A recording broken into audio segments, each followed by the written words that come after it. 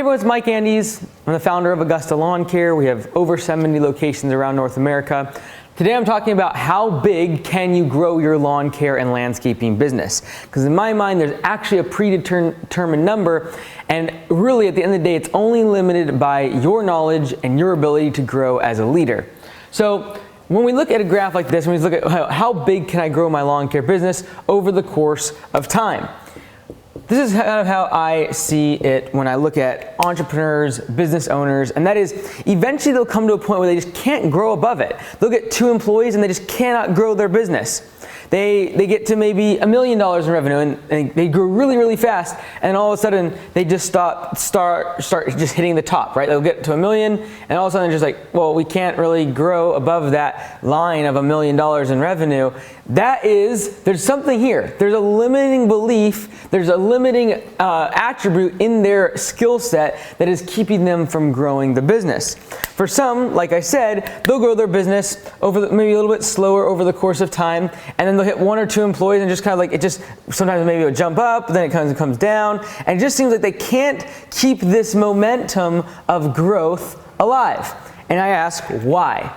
And I truly believe until this individual gets some new skill, some new knowledge, or adapts their leadership style to be able to have other people on their team that will allow them to grow, they will always stay here until that moment when they raise this bar. I truly believe that there are $1 million entrepreneurs, there are $10 million entrepreneurs, there are $1 billion entrepreneurs, and there are $100+ billion entrepreneurs. And a lot of that is predetermined, but you can move this bar. How do I get out of this plateau? How do I actually make it to where I get back on this growth path and keep growing my business? Again, if that's what you want. But how do I do that? There's got to be a change. There's got to be something different. And there's 2 major factors, 2 major things that I see as the cause as to why people plateau at different points in their lawn care business. 2 things. This one is usually going to be, at this size of business, $200,000, most of the time, the ability to sell and have systems is the reason why a business will plateau. All right, right here was all their growth was driven by word of mouth, the fact that they did a great job, that all their neighbors told all their friends and family about you, but eventually you get to the point where you can't sell, you don't know how to do marketing, you don't have a great website, and you eventually just plateau out because that will only get you so far. And the reason for that is if you are able to get 200 customers, but you have a churn of 20%, which is very normal in this industry, that means you're losing 40 every single year just to a natural attrition, people moving, people passing away, etc. So if you have to get 40 new customers every single year just to stay at even, you're getting new customers literally every single week, but still staying plateaued because of natural attrition.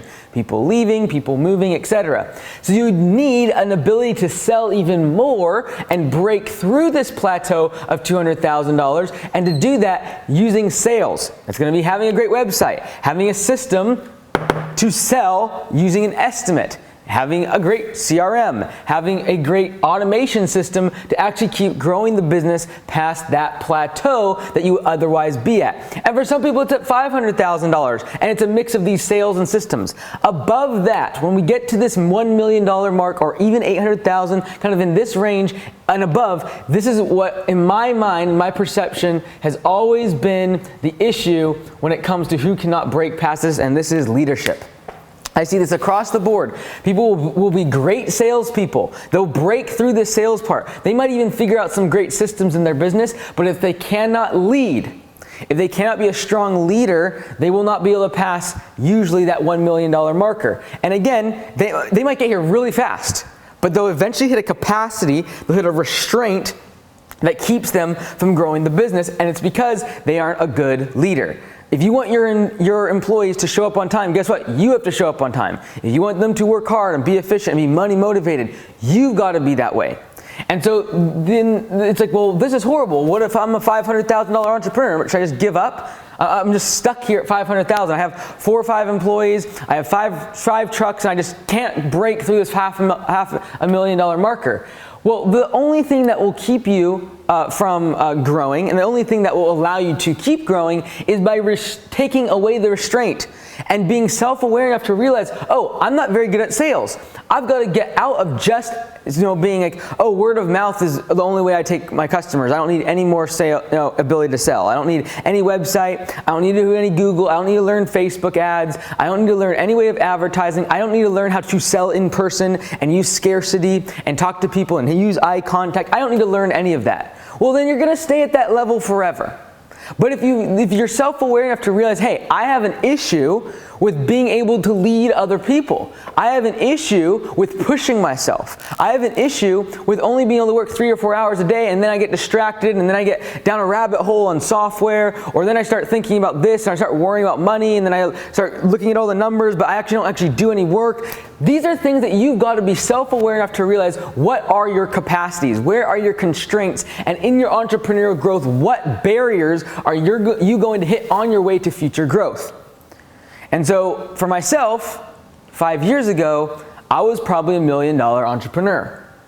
What did I do? I kept learning. I kept growing. I invested in courses and in books and in audio programs and in training over and over and over and over again. What was I doing? I was trying to remove this barrier. I was reading books about leadership, reading books about hiring teams, reading books about how damaging micromanaging tendencies are, and in all doing that was trying to figure out how I can move my constraints up. Right? I'd say right now, I just don't feel like anybody can say it's the market. That's why I'm not growing my business. Oh, it's the employee labor market. Yeah, it's just so hard to hire people, and that's why I can't grow my business. And I just see it time and time again. We make all these excuses, but at the end of the day, there's somebody who's thriving in this environment. There's someone who is finding employees. There's someone who's growing their business. So the fact of the matter is, it's never the market. It's never the industry. Oh, this lawn care, this landscape. I'm gonna get a different service. I'm gonna do tree work. I'm gonna do hardscaping. Like, it's not the market. It's not the industry. It's not your employees. It's you. And that's a very liberating thing, because if you actually realize that your business will only grow to your capacity, and that everything in your business is your fault, and the good and the bad, and that when your business starts to plateau, it's your fault as a leader. If you actually believe that, it's actually extremely liberating, because you're in full control. You're not the whim of any wind of a market or an economy or employees or perspective or what the public opinion is. You always have control as an entrepreneur. That's financial freedom. That's why you join as becoming an entrepreneur, is because you have the capacity to keep raising the bar.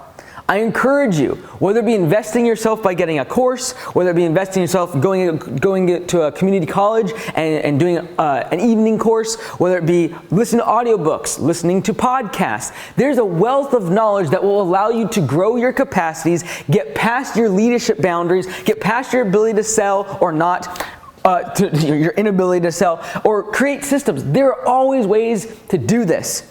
Whether or not people are willing to sacrifice time, money, energy, and their pride to actually break these boundaries is up to them. But it is no coincidence that a business stops growing.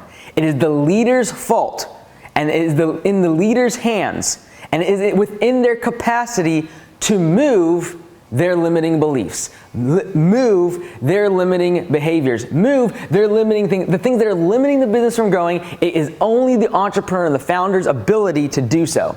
It's not the employee's fault, not the market's, it's not your employees, it's yours. And that's the most liberating thing about entrepreneurship, is you can make the change.